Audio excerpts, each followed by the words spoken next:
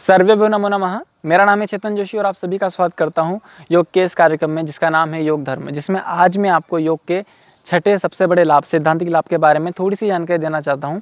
इसके पहले मैं आपको योग के 5 सिद्धांतिक लाभों के बारे में जानकारी दे चुका हूं। अगर आपने वो वीडियोस नहीं देखी है तो प्लीज़ डिस्क्रिप्शन में जाइए और इन वीडियोज़ को भी देखिए। अब बात करते हैं योग के छठे सबसे बड़े लाभ के बारे में।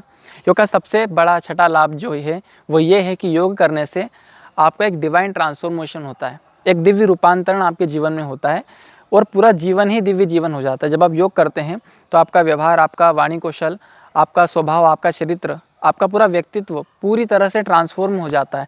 एक ऐसा दिव्य रूपांतरण होता है जिससे आपके सारे विकारों का क्षय होता जाता है और एक सकारात्मकता, पॉजिटिविटी आपकी लाइफ में आती जाती है।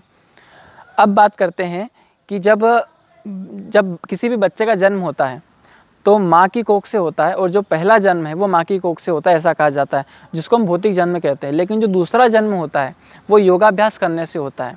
माँ की कोख से जब यह व्यक्ति जन्म लेता है तो उसको कोई भी प्रकार की जेनेटिक प्रॉब्लम्स हो सकती हैं, उसको जेनेटिक डिजीज़ हो सकती है अगर मेडिकल टर्मिनोलॉजी में कहा जाए तो। लेकिन अगर आध्यात्मिक शब्दकोश से कहा जाए तो उसको प्रारब्धगत दोष हो सकते हैं। उसको जन्म से ही पूर्व जन्म के जो दोष हैं वो भी उसको इस जन्म में लग जाते हैं, जो कि जन्म से ही उसको उन दोषों का सामना करना पड़ता है। आपने देखा हो कई बार छोटे छोटे से बच्चे जिनका अभी जन्म हुआ है, नवजात शिशु हैं, उनको कांच के डब्बे में बंद करके आईसीयू में रखा जाता है और बहुत ज़्यादा निगरानी में उनको हॉस्पिटल्स में रखा जाता है।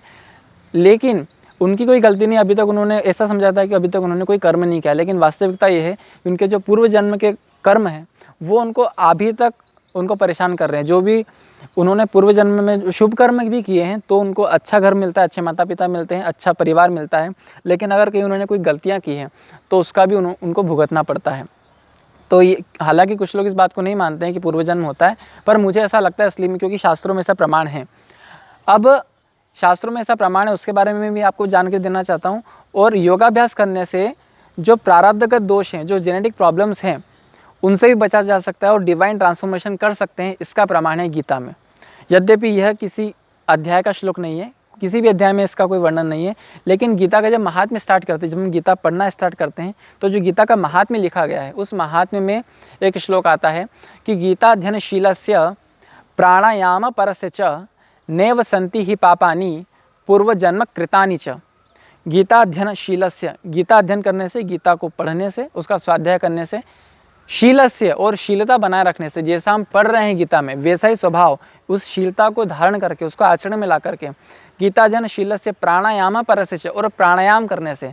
प्राणायाम योग का चौथा अंग है, जो कि मैं आपको पहले अष्टांग योग की वीडियो में बता चुका हूँ। अगर आपने नहीं देखी है तो प्लीज़ जाकर के अष्टांग योग की वीडियो भी मैंने डिस्क्रिप्शन में डाल दिया, आप उसको भी देखिए, जिसमें कहा गया है कि यम, नियम, आसन, प्राणायाम, प्रत्याहार, धारणा, ध्यान, समाधि, अष्टावंगानी। महर्षि पतंजलि ने अष्टांग योग के बारे में कहा कि ये 8 योग के अंग है और जिसमें चौथा अंग है यम, नियम, आसन, प्राणायाम। जो चौथा अंग है प्राणायाम, उसके बारे में भी उन्होंने कहा।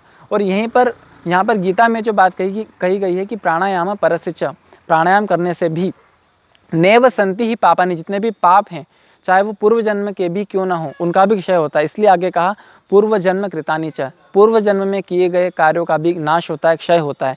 तो ये योगाभ्यास का लाभ है और इसी से एक दिव्य रूपांतरण, एक डिवाइन ट्रांसफॉर्मेशन हो जाता है और आपका पूरा जीवन दिव्य जीवन बन जाता है। मान लीजिए आपका पूरा शरीर सड़ गल गया है, पूरा खराब हो गया है, इंद्रियों में अनेक दोष आ गए हैं, बहुत सारे विकारों ने आपको घेर लिया है, आपका मन आपके कंट्रोल में नहीं है, योगाभ्यास कीजिए।